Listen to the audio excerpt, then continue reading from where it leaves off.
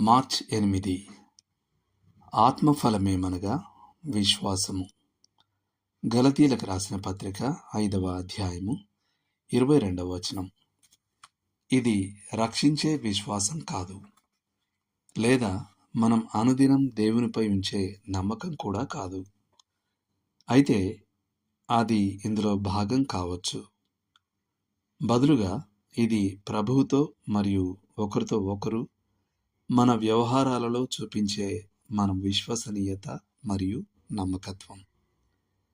ఒకరు దీనిని ఇలా నిర్వచించారు: ఒకరి వ్యక్తిత్వానికి, స్వభావానికి, ఇచ్చిన ఏ వాగ్దానానికైనా, అప్పగించబడిన ఏ నమ్మకానికైనా నిజాయితీగా ఉండటం.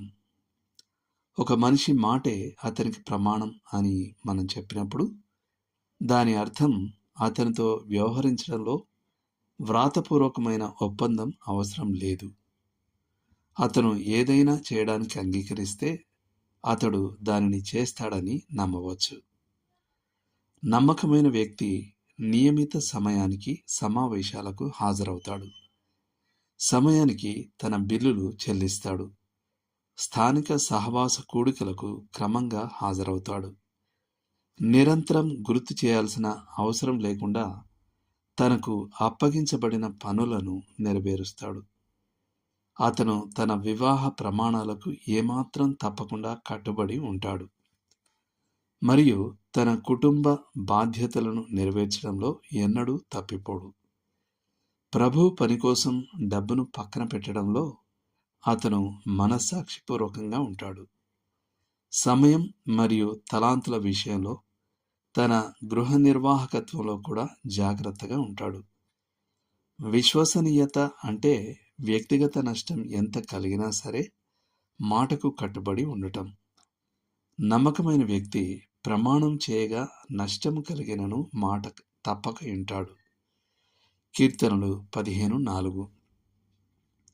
మరో మాటలో చెప్పాలంటే, విలువైన భోజనం లేదా తనకు మరింత ఇష్టమైనది ఎవరైనా ఇస్తామని తనతో చెప్పినప్పుడు ముందుగా తాను వస్తానని మాట చెప్పిన స్థలానికే వెళ్తాడు.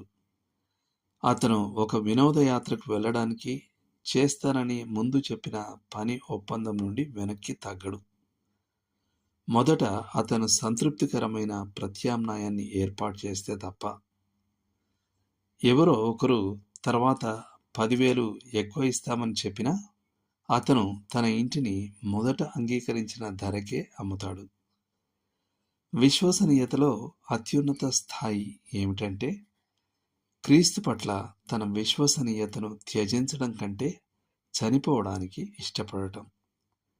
ఒక రాజు ఒక నమ్మకమైన క్రైస్తవుడిని క్రీస్తును గూర్చిన తన ఒప్పుకోలును వెనక్కి తీసుకోవాలని డిమాండ్ చేసినప్పుడు ఆ వ్యక్తి హృదయం దానిని తలంచింది, నోరు దానిని పలికింది, చెయ్యి దానిని వ్రాసింది మరియు అవసరమైతే దేవుని కృప వలన రక్తం దానికి ముద్ర వేస్తుంది అని జవాబిచ్చాడు. పాలికార్పుకు ప్రభువును తృణీకరించినందుకు బదులుగా ప్రాణభిక్షను అందించినప్పుడు అతను స్తంభానికి కట్టి కాల్చివేయబడడానికి ఇష్టపడ్డాడు. ఈ 86 సంవత్సరాలుగా నేను నా ప్రభువును సేవించాను. ఆయన నాకు ఎన్నడూ ఏ హాని చేయలేదు. మరియు ఇప్పుడు నా ప్రభువును, యజమానిని నేను ఎలా తృణీకరించగలను అని అన్నాడు. మరణం వరకు నమ్మకంగా ఉండుము, నేను నీకు జీవకిరీటం ఇచ్చేదను. ప్రకటన 2:10. దేవుడు మిమ్మను దీవించును గాక. ఆమేన్.